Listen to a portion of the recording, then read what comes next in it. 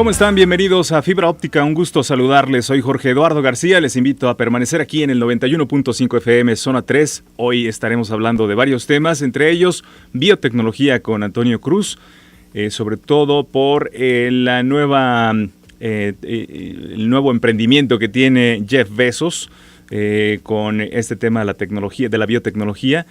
Y bueno, pues también hablaremos de los cuidados para computadoras de escritorio, lo que debemos tener en cuenta para que pues se proteja esta inversión. Y también damos inicio con la participación de Luis Pérez, hablándonos de los resultados de las elecciones de Estados Unidos, toda la tecnología detrás del minuto a minuto. Luis, ¿cómo estás? Buenas tardes. Hola, ¿cómo estás? Buenas tardes. Un saludo para ti y todo tu auditorio. Cuéntanos acerca del tema. Pues mira, como todos, hoy nos despertamos con un raro sabor de boca, ¿no? O sea, las elecciones de Estados Unidos, que después de una amarga campaña que casi duró un año, donde pudimos ver a los republicanos y demócratas llevar a Hillary Clinton y a Donald Trump como los candidatos finales que los estadounidenses eligieron ayer para un periodo de 2016 al año 2020, pues lo que sí vimos fue una impresionante capacidad de las diferentes cadenas de noticieros para cubrir el minuto a minuto de las elecciones. Es decir, vimos como un complejo, para los que estamos acostumbrados a una democracia directa, un complejo sistema electoral, pues fue generando los votos electorales de cada uno de los estados, de acuerdo con la proporción de población que cada estado tiene, y así pues Donald Trump rebasó los 270 votos electorales que necesitaba para ganar la elección. Por supuesto, y bueno, era información que pues tenía los ojos del mundo ahí pendientes, ¿no? De cómo se estaba moviendo el tema de las elecciones. Creo que pues prácticamente todos estábamos atentos a lo que estaba ocurriendo, a este conteo de los votos electorales, y bueno, pues es también parte de esta tendencia que se está viendo con respecto a la elección. Sabíamos que iba a tener mucho interés y también que iba a ser seguida por medio de las redes sociales. Tengo entendido que Twitter, nada más en lo que fue la jornada, fueron 75 millones de tweets los que se estuvieron emitiendo. Así es, lo que vimos fue hasta las 10 de la noche había más de 40 millones de tweets relacionados con la elección y 31 millones de mensajes enviados el día de la elección en comparación con los 31 millones de mensajes hasta esa hora. Obviamente, lo que más nos impactó fue la cobertura que dieron cadenas como la de CNN, CNN en inglés, que usualmente viene por default en los sistemas de cable de todo México. Y lo que yo pude observar ayer fue algo que no había tocado ver en mucho tiempo, es una interacción como la que realizan en la cobertura de eventos deportivos, es decir, como vemos en los diferentes partidos de fútbol, cómo tocan la pantalla y empiezan a ver cómo se movía tal jugador, etcétera. Pues ayer lo vimos con CNN, donde Walt Blitzer estuvo presumiendo una pantalla más o menos que era la base para todos los cortes informativos. Si tú tuviste la oportunidad de apreciarlo, era una pantalla con el mapa de Estados Unidos, incluyendo Alaska y Hawái, donde si tú le dabas clic a cualquiera de los estados, te decía cómo iban las elecciones, el porcentaje de votos contados, cada uno de los condados o ciudades que habían sido contabilizados los votos y cuál era la tendencia. Entonces, creo que a las 11 de la noche, ya cuando yo estaba soltando un poquito de lágrima, pudimos observar que pues en realidad todo el mapa de Estados Unidos, toda la parte central estaba cubierta de rojo, que representaba los votos electorales de Donald Trump, y pues la parte medular de la práctica en redes sociales era sobre el tema Florida, ¿no? Que Florida representaba un bastión latino, que la gente creía que Hillary Clinton podría ganar. Sin embargo, que recordemos que los latinos y los cubanos tienen personalidades muy distintas. En el caso de los cubanos en Florida, pues no estaban muy de acuerdo con las políticas de apertura de Estados Unidos en la administración de Obama con Cuba y también con la situación económica del país. Lo mismo que los retirados americanos, que en su mayoría blancos, que van a Florida precisamente a disfrutar de su pensión. Oye, Luis, y con relación a otras elecciones, en esta entonces se vivió pues con mayor cercanía esta parte del recuento o la parte de los votos electorales, porque bueno, pues en ocasiones anteriores quizás no se tenía tan fluida esta información. ¿O cuál es la diferencia entre las elecciones anteriores y esta? Mira, lo que sucede es, por la tecnología que tenemos ahorita, la globalización, hay una transmisión en vivo de información que, por ejemplo, ya sabíamos, Bloomberg lo reportó por ahí de las 11, 12, casi la medianoche, que había una estimación de una depreciación del peso, de nuestra moneda, de pasar de 18 a 19 pesos a 20, 21 pesos por dólar, y posiblemente llegar a los 25 pesos por dólar a final de la semana. Esto para que ya vayan comprando su dolarito si quieren ir al otro lado. Pero también vimos minuto a minuto en las encuestas de salida qué porcentaje de la población estaba votando, o sea, qué tipo de demográfico estaba votando por qué candidato.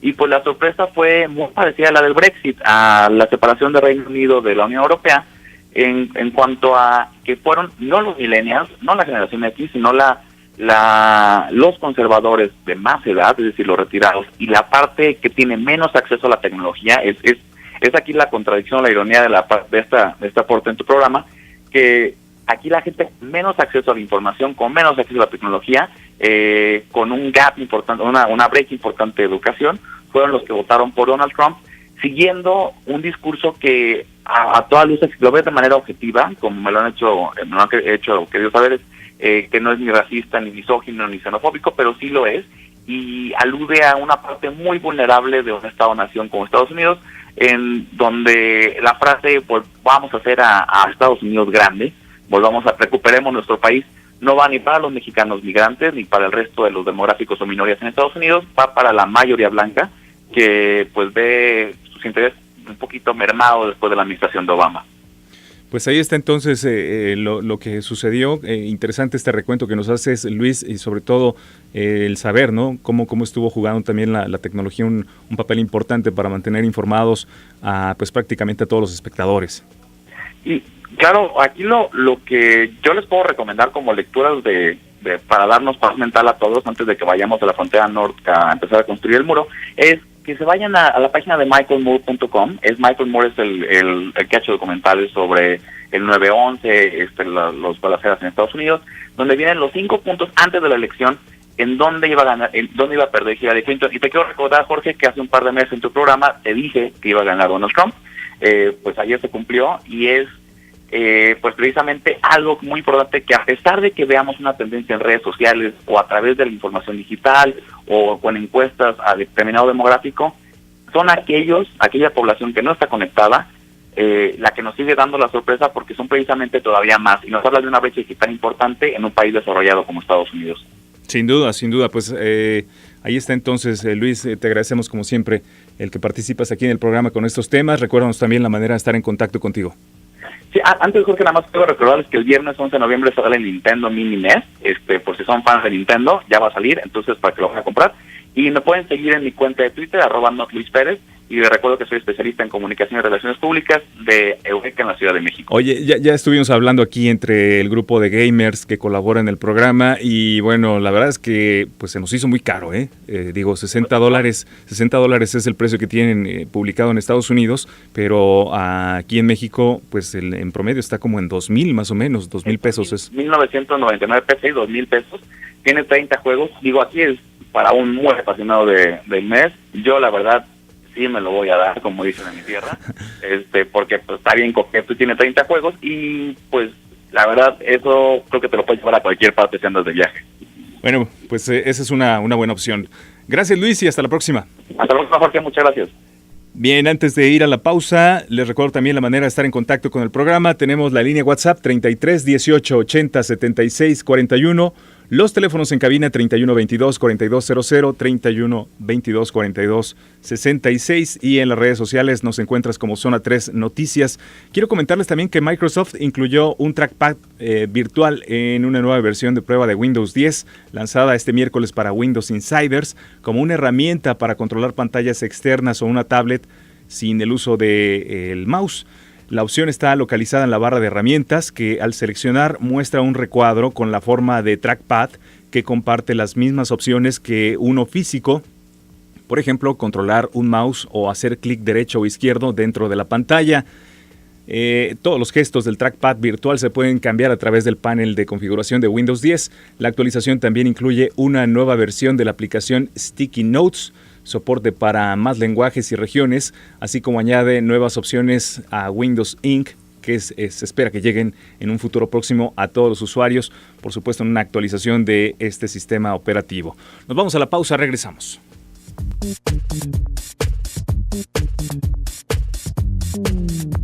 Tengo por aquí algunos de sus mensajes. Nos dice: hola, buenas tardes. Quiero reportarles en la calle Parras y Calzada Xochimilco, en Tlaquepaque hay unas bodegas. Ahora están puestos unos trailers en doble fila y sentido contrario que están provocando un tráfico impresionante en esas calles. Ojalá puedan ayudarme.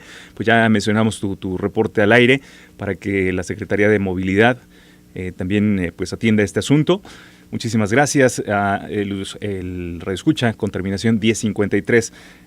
Por acá tengo otro mensaje de el 0905, nos dice: algo pasó en el Parque de Solidaridad donde está el domo, hay policías acordonando adentro, policía del estado, y pues seguramente en unos instantes más nuestro compañero del reporte vial, Eloy Arellano, nos estará dando algo de información, así que les pedimos que estén atentos a esta frecuencia. Antes de seguir con la participación de Gustavo Toledo, quiero comentarles que Apple está estrenando una nueva aplicación llamada Apple Support y puede encontrarse dentro de la categoría de utilidades en la tienda digital. Actualmente está en su versión para los Países Bajos, por lo que seguramente está en una fase de prueba. La descripción de la plataforma menciona que es una guía personalizada de las mejores opciones de Apple, en donde puedes encontrar respuestas a través de artículos, hacer llamadas, mensajes o correos con expertos en los equipos de la compañía. Además, permite programar una reparación con un proveedor de servicio autorizado o una tienda oficial de Apple. Así que, pues vamos a ver si esta aplicación se empieza a liberar en otros países. Es algo que hace falta, ¿no? Yo creo que sí hace falta tener ese contacto directo con los propietarios de equipos de Apple, ya sea un iPhone o una computadora, un iPad, etcétera. Pues sí vale la pena tener tanto esa información para poder salir adelante cuando se presenta algún problema, o el hacer una cita y llevarlo a un centro especializado para que pues, se puedan reparar el equipo. Vamos ahora sí con Gustavo Toledo, nos habla de cuidados para computadoras de escritorio. Adelante, Gustavo, buenas tardes. Es un gusto estar nuevamente con ustedes. Mi nombre es Gustavo Toledo y hoy vamos a hablar sobre los cuidados que se deben de tener en un equipo de cómputo de escritorio. Los equipos de escritorio normalmente pues los tenemos en casa, en una oficina, y en algunos casos por los servicios que presta algunos profesionistas los traen en los vehículos como una parte adaptada para poder estar levantando algún tipo de pedidos o reportes.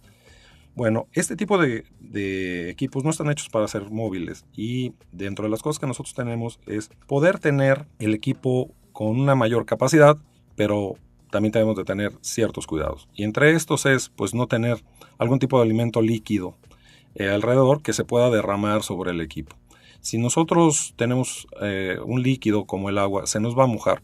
¿Qué es lo que debemos de hacer en el equipo? Pues de forma inmediata apagarlo, desconectarlo de la corriente y permitir que se vaya secando esto por al menos 2 o 3 días y verificar, abrirlo así desconectado y verificar si ya está seco. Si fuera café, refresco o algún tipo de líquido que tenga algún tipo de pulpa, azúcar o residuo sólido, lo que puede suceder es que esto vaya a adherirse a todo lo que son los componentes y genere ya un problema más serio, que una persona especializada debe de revisar el equipo para verificar que no haya habido algún daño, que se pueda limpiar de forma correcta con productos específicos, con herramientas específicas que puedan tratar de evitar un daño. De los cuidados que debemos de tener es por lo menos darle una limpieza cada 6 meses, si es que no hay condiciones atmosféricas con mucho polvo, con humedad o con mucha temperatura por ciertas épocas del año, porque esto hace que el equipo vaya adquiriendo mucha partícula de polvo que genera energía electrostática. La energía electrostática puede ir degradando la funcionalidad de los componentes y por lo tanto que empieza a haber lo que en la industria electrónica se conoce como falla latente, que en ocasiones funciona y a veces no funciona. Una vez que nosotros hacemos estas limpiezas podemos conservar el equipo en condiciones físicas y sobre todo los componentes evitan oxidación y por lo tanto corrosión que vaya a dañar algún tipo de tarjeta o algún tipo de mecanismo como son los discos duros, y esto pueda o obligue a comprar una nueva parte para sustituirla. Y de las otras cosas que debemos de tener cuidado es una protección eléctrica para que cuando haya variación de la fuente de energía que llega, no vaya a resentir los equipos. Algunas fuentes traen ya su propia protección, pero no estaría de más tener un supresor de picos, y lo óptimo es tener los que se conocen como no breaks o bancos de baterías, que por lo menos les permita de 7 a 15 minutos en lo que hacen el proceso de apagado adecuado del equipo, y hasta que se normalice la corriente pueda conectarse nuevamente a la fuente de energía externa. Estos cuidados también deben de darse en la parte de limpieza del teclado, de la pantalla, del monitor y del CPU por el exterior, para mantenerlo en cuestión estética, pero también mecánica en el caso del teclado. Hay que utilizar solamente productos que no vayan a levantar la pintura o la calca que lleva el teclado, porque entonces vamos a perder la identificación de cada una de ellas. Algunos lo hacen con algún trapo húmedo, no mojado. Hay que tener cuidado con utilizar los botes de aire comprimido, porque una vez que utilizan el aire comprimido empieza a bajar la temperatura. Si ustedes alcanzan a ver, se pone blanco, y esto hace que baje demasiado, y puede haber alguna parte que sea susceptible a ese tipo de temperaturas, se dañe. Y además, con la presión de los aires, en ocasiones, si ustedes tienen abierto un equipo de cómputo y le aplican el aire, pudieran desprender algún componente que ya genere una falla mayor y requiera el cambio de la tarjeta, o un experto en poder resolver ese problema en los componentes. Bueno, por nuestra parte es todo el día de hoy. Les agradezco el haber estado escuchando este tema. Mi nombre es Gustavo Toledo y me pueden contactar en mi cuenta de correo gtoledo@technicsservicios.com, en Facebook en lo que es Technics Consultoría y Servicios Tecnológicos, y en Twitter @technics_st. Gracias a Gustavo Toledo por estos consejos. Ojalá que pues los pongan en práctica, sobre todo para ese mantenimiento preventivo. Aquí les hemos hablado también de temas de transporte futurista, y en esta ocasión les voy a platicar acerca del Hyperloop One. El ejecutivo de la empresa, Rob Lloyd, firmó este martes un acuerdo en los Emiratos Árabes para desarrollar la construcción de un transporte de alta velocidad entre Dubái y Abu Dhabi. El acuerdo es para estudiar la posibilidad de entregar el primer sistema Hyperloop en un recorrido de 150 kilómetros, lo que tomaría un tiempo estimado de tan solo 12 minutos para el sistema que propulsa viajeros instalados en cápsulas a través de un tubo a baja presión. No sé si ya tuvieron la oportunidad de ver este invento, por lo menos los prototipos por ahí en algunos videos. Realmente es muy revolucionario. La compañía creó un sistema de propulsión eléctrica que hace levitar cápsulas de pasajeros por encima de las vías de un tubo a baja presión atmosférica, lo que genera velocidades mayores a la de los aviones sobre largas distancias. Este proyecto tomaría 5 años para convertirse en realidad, todo esto si es que los estudios comprueban que es viable. Hyperloop One realizó una primera prueba de este sistema de propulsión en el desierto estadounidense de Nevada, con vistas a una comercialización entre 2020 y 2021.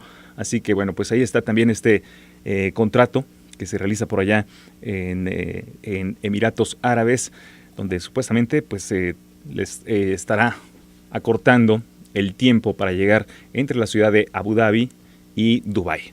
Nos vamos a la pausa, regresamos con más aquí en Fibra Óptica.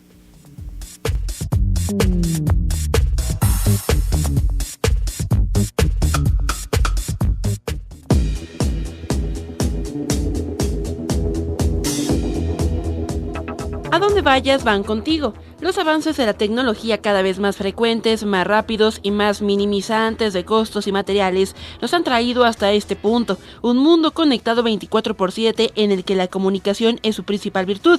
Así fue como comenzó esta movilidad masiva. En equipos portátiles, la primera llamada celular de la historia fue entre Martin Cooper, un empleado de Motorola, y Joel Angel, jefe de investigación de AT&T Bell Labs, el 3 de abril de 1973. La primera red celular comercial se ofreció a los consumidores japoneses en 1979 por parte de la compañía NET. En tanto, el Motorola Dyna 8000X fue el primer equipo insignificante de la historia celular. Finlandia fue el primer país en utilizar una red digital GSM en el año de 1991.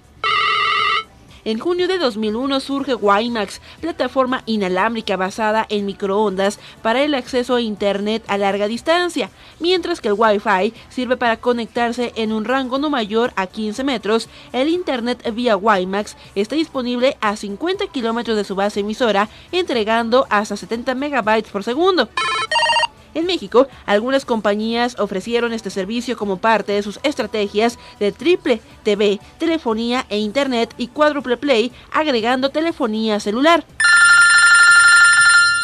En tanto, la transmisión de datos, la movilidad de tecnología tiene que ver con la posibilidad de llevar tu información personal y o laboral en un dispositivo que permita, además, modificar dichos datos y compartirlos con otros a través de una red. Las computadoras portátiles, mejor conocidas como laptops, son ideales para realizar estas tareas, pero siempre han sido ultra delgadas e hiperproductivas como las conocemos ahora. Su nacimiento no fue pura belleza y funcionalidad.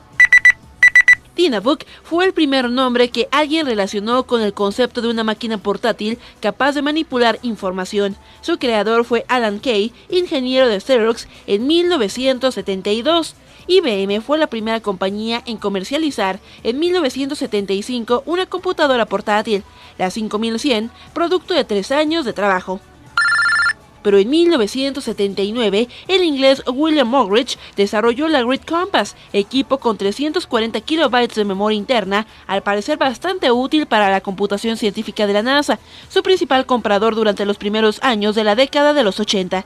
La Osborne 1 aparece en 1981. Se trata de un equipo que aprovecha los primeros avances en tecnología en procesamientos de 8 bits, un adelanto que permite la proliferación de equipos portátiles. El peso de la Osborne era de 11 kilos, no tenía batería, pero sí 2 ranuras para discos de 5,25 pulgadas y una pantalla CRT de 5 pulgadas. La primera compañía en utilizar el término laptop fue Gavilan Computer, empresa californiana fundada en 1983 por Manuel Fernández. Su laptop, la mejor diseñada hasta ese momento, costaba $4,000, incluía ranuras para discos y utilizaba un novedoso sistema operativo desarrollado por IBM, el MS-2. Su poder de procesamiento surgía de un Intel 8088 de 5 MHz y su memoria aleatoria de 48 kilobytes. En tanto, la primera portátil que introdujo una pantalla VGA fue producida por Compaq, la SLT-286, puesta a la venta en el año de 1988, justamente hace 23 años. En septiembre de 1989, un año después, Apple Computer pone a la venta la primera Macintosh portable, predecesora directa de la serie PowerBook. 3 años después, en octubre de 1992, IBM lanza su serie bestseller, la ThinkPad. Para fibra óptica, Karen Escamilla. Conéctate y entérate. Síguenos en biotecnólogo, que nos habla precisamente del caso de Jeff Bezos y su nuevo Venture Capital en biotecnología. ¿Cómo estás, Antonio? Buenas tardes. Muy bien, Jorge, pues aquí saludándolos desde Pachuca. Estamos invitados en el segundo Foro Iberoamericano de Empresarios.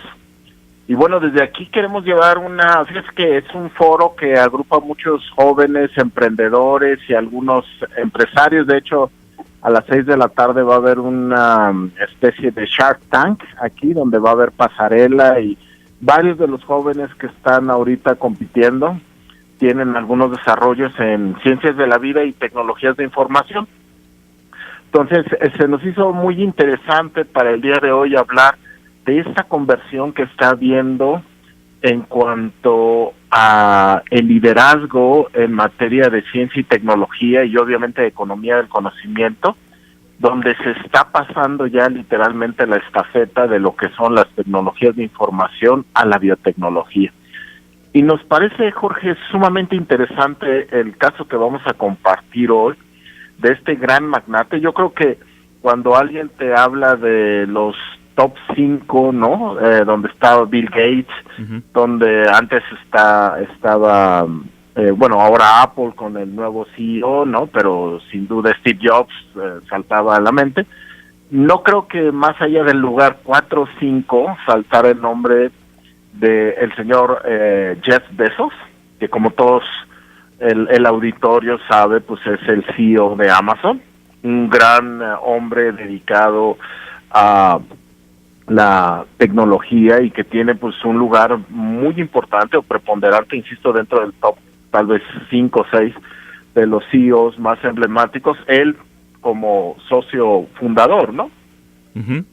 Y dentro de las inmensas posibilidades que tiene él hoy para invertir su gran fortuna millonaria, ha hecho una, ya no diría yo una apuesta, porque todos los días en Silicon Valley se hacen apuestas de 1 millón, 5 millones de dólares en diferentes startups de diferentes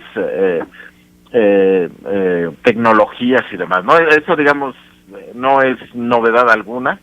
Como lo manejan los grandes inversores es, pues, haces 10 apuestas, de esas 6 no te van a salir, 3 te van a contestar, y con las que te contesten se paga todo, y de cuando en cuando, solo por estar haciendo esas apuestas, te puede salir un WhatsApp, una nueva molécula que cambia el mundo. Bueno, pues el señor Bezos ha decidido hacer una inversión de 120 millones de dólares en acciones Serie A. Acciones Serie A son acciones de una primera emisión que te dan toda la legitimidad para poder tener voz, voto y, digamos, una influencia importante en el consejo de administración. Es decir, no es gente que en vez de ir al banco pone el dinero en una compañía y va a esperar que el rendimiento sea mayor al banco. Es gente que va a hacer una inversión, una compra de una parte importante de la empresa, que busca tener un asiento en la consejo de administración porque espera tener una participación activa en lo que vendría siendo la forma en cómo se administra y se dirige esa compañía. Y ese es el caso del señor Jeff Bezos, con la compañía que ya hemos citado en al menos 2 programas anteriormente, que es Juno Therapeutics.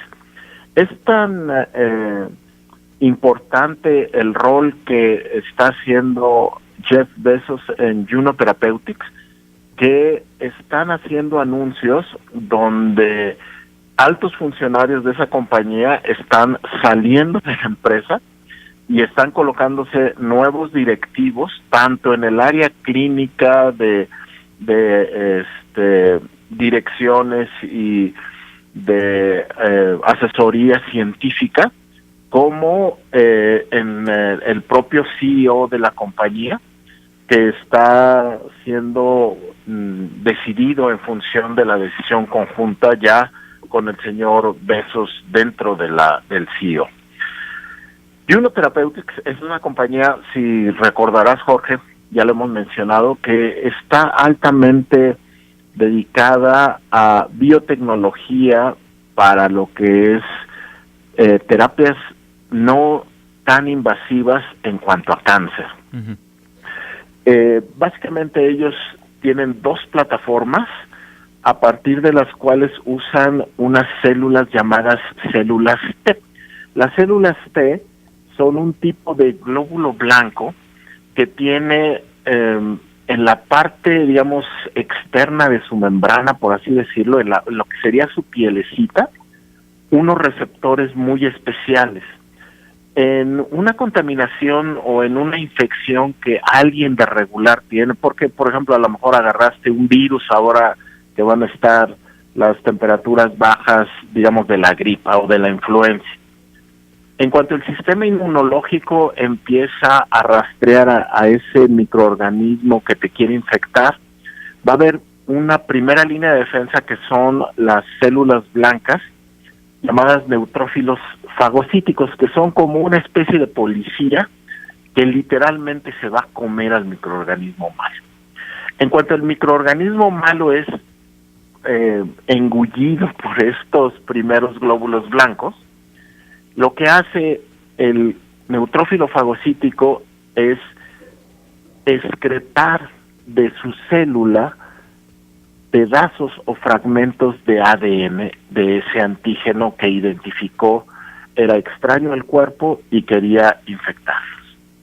Y de inmediato esos fragmentos son tomados por las células T mediante unos conectores que tienen, insisto, en esta como capita externa que pudiera ser su pielecita, y a partir de una identificación que hacen de ellos y una codificación, se encargan de difundir la información genética de ese antígeno en todo el resto del sistema inmunológico.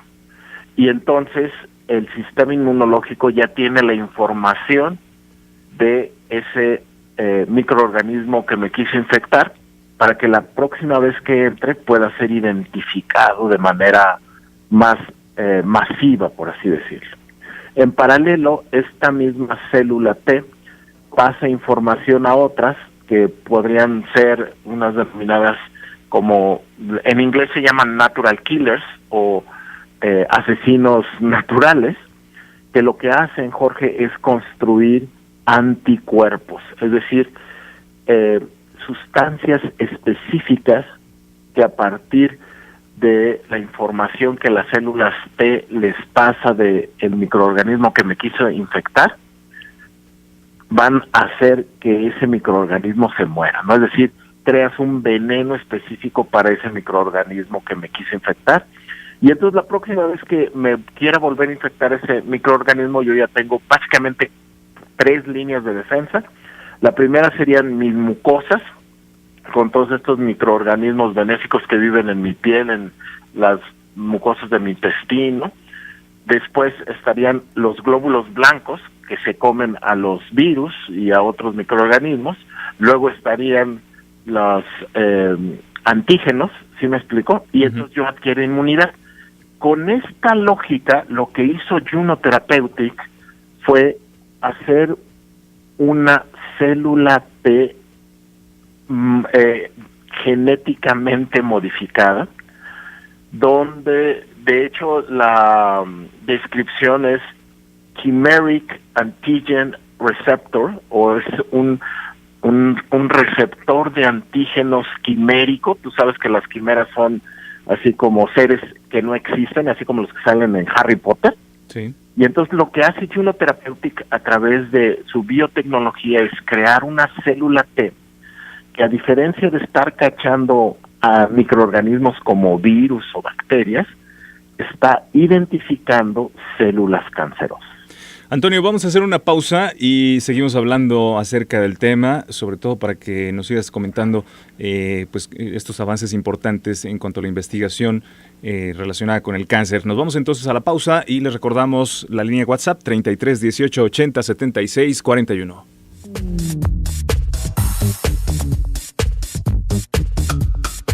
Es.mx. Continuamos en Fibra Óptica. Seguimos conversando con Antonio Cruz acerca de estas startups de biotecnología. Estaba viendo por ahí algunas, Antonio, entre ellas Grail de Robert Nelson.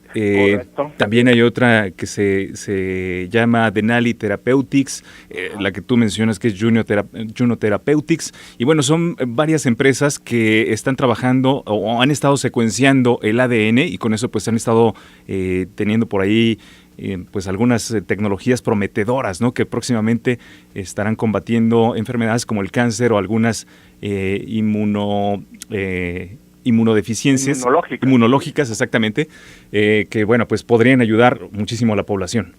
Aquí lo interesante, Jorge, es cómo los grandes capitalistas y la gente como Jim Bezos, que ¿por qué Jim Bezos no está invirtiendo en una nueva app? ¿Por qué no está invirtiendo en un nuevo hardware? ¿Por qué no compra una compañía madura, una plataforma de redes sociales? ¿No? O sea, es esta forma donde sí está súper padre y es muy bueno curar el cáncer, pero más allá de eso están viendo un potencial bestial en hacer dinero por encima de las tecnologías de información, a las que gente como Jim Bezos, Jorge, tú sabes, tendría acceso a lo que quisiera, ¿no? Uh-huh. Y bueno, aquí lo importante es esta tecnología toma una relevancia importante ya a nivel de negocios, porque bajo la visión de Jim Bezos, lo que está haciendo es derivándola no solo para poder crear esta terapia anticancerígena, sino la está ubicando a algo más masivo, Jorge, que es el beauty o la belleza. ¿Y sabes en qué lo está utilizando? ¿En qué? En rejuvenecimiento celular. O sea, está queriendo redirigir la biotecnología que Juno Therapeutic desarrolla para esta parte anticancerígena, basándose en el hecho de que las células se dividen. Cuando una célula envejece, llega a su edad madura, y las células no es que mueran, sino que se dividen en nuevas células, ¿correcto? Sí. Esa división, cuando es descontrolada y cuando es, digamos, una división que no para, pues genera los tumores cancerosos. Pero también cuando es de manera controlada, ocurre cuando la célula ya está viejita, Jorge. Entonces, si rediriges la tecnología para que las divisiones se den a una etapa más prolongada, técnicamente estarías generando una prolongación de la vida de las células. Y entonces lo que está buscando Jim Bezos es hacer una masificación, o sea, no está fijándose en el mercado del cáncer, que es un mercadazo, que es muchísimo, sino se está fijando ya en cómo aplicar la biotecnología para lo que tú usas todos los días, tu esposa usa todos los días, que sería la crema que te untas en la cara, y con los claims ya más beauty, más de decir, okay, la gente a veces es difícil que todavía invierta en lo que es su salud, es difícil que tome conciencia de lo que vendría siendo la prevención de una enfermedad, pero nadie te discute que gastes para que te veas bonito, para que te veas bien, para que seas más atractivo. Entonces, ve la visión de Jim Bezos, de cómo redimensiona la parte de la investigación científica tecnológica y la deriva, Jorge, en algo que puede ser súper masivo. ¿Cómo ves? No, pues se vienen cosas interesantes en este ámbito y es pues también, como tú dices, digno de reconocer que los magnates de la tecnología estén invirtiendo en desarrollar biotecnología, que es el siguiente paso. Exacto, y que ya no va a ser en mucho tiempo, en cuestión yo creo de años, va a ser un mega negocio altamente utilitario con ventas masivas, que otra vez, así como hoy nos da pánico salir y que se nos olvide el celular, en 20 años te va a dar pánico no usar el producto, el insumo de biotecnología que va a estar incorporado ya a tu vida cotidiana, y eso va a generar una economía brutal. Claro, al ritmo como se están dando las cosas, Antonio, y como está sucediendo, ¿en qué ¿en qué plazo crees que se pueda estar viendo estos desarrollos? En no más de 2 o 3 años vamos a empezar a tener ya productos, dispositivos que están integrándose cada vez más a la cotidianidad. A mí esto de Jeff Bezos me pareció increíble, porque quizás sin esa visión del negocio de masificación, Juno Therapeutic no tendría estos virajes para poder ir a mercado masivo en vez de estar visualizando el mercado de alta especialidad de nicho, ¿no? Entonces, la sagacidad con la que un CEO como él puede llegar y puede decir, okay, está muy padre, sigan queriendo salvar al mundo, pero mientras hagan que todos se vean bonitos para que pueda masificarse, creo que va a ser lo que dé celeridad para que podamos tener todo eso incorporado de manera, no creo que en 2 o 3 años pasen en donde ya van a empezar esas incorporaciones. Antonio, muchísimas gracias por estar aquí en el programa. Recuérdanos rápidamente tu cuenta para que te envíen sugerencias de temas. Es antonio.cruz, @ con K al principio y K al final, curagobiotech.com. Gracias, Antonio Cruz. Gracias. Adiós.